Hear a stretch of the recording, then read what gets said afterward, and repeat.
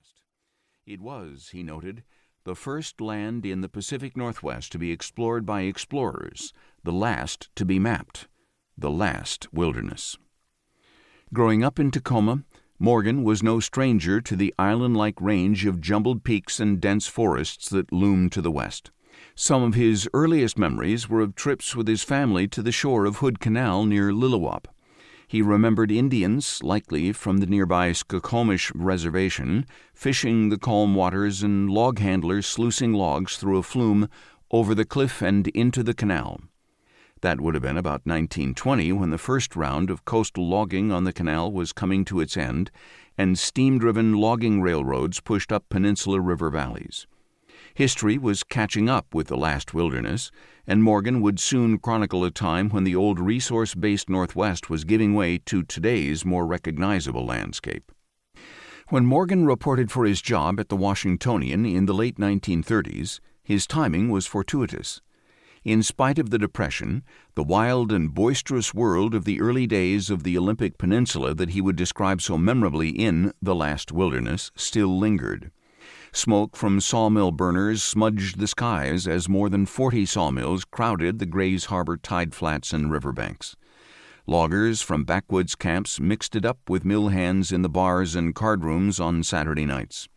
Immigrants continued to flock to the harbor area for jobs in the woods and mills, and pitched battles erupted between labor unions and bosses.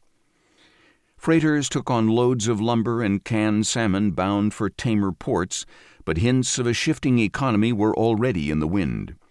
The campaign to establish Olympic National Park was heading toward a climax, capped in 1937 by a visit from President Franklin D. Roosevelt. A U.S.-Canada fish treaty establishing a commission to restore depleted salmon runs was signed in 1937 as well, and sport fishermen were finding their way to coastal towns.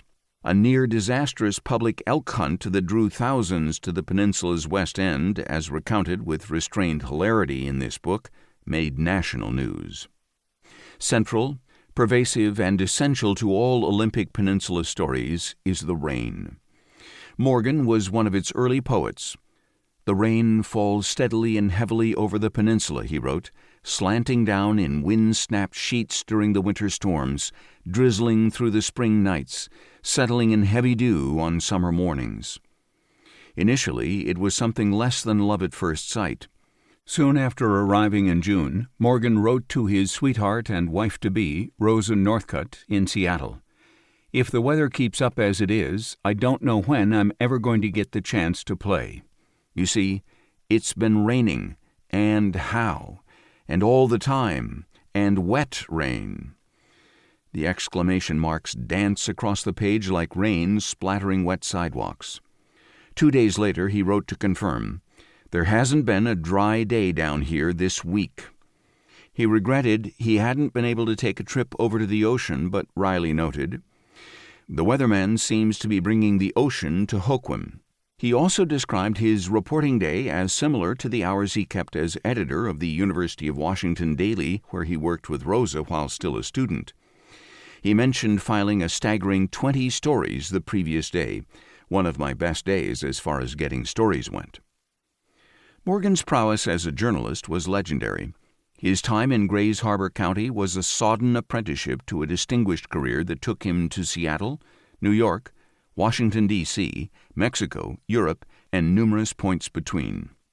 Although best known and celebrated as the author of some 22 books and the acknowledged dean of Northwest history, Morgan's accomplishment as a journalist would be remarkable had his writing never been bound between hardcovers.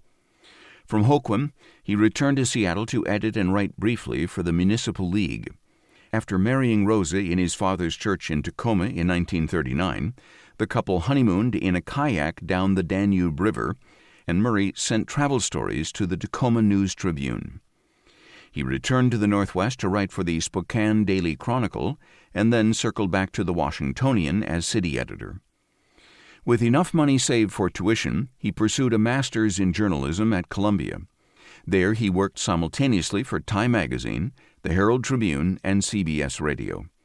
With help from Rosa, who monitored some of his classes and took notes, he earned his master's degree as well as a Pulitzer Fellowship to live and write in Mexico.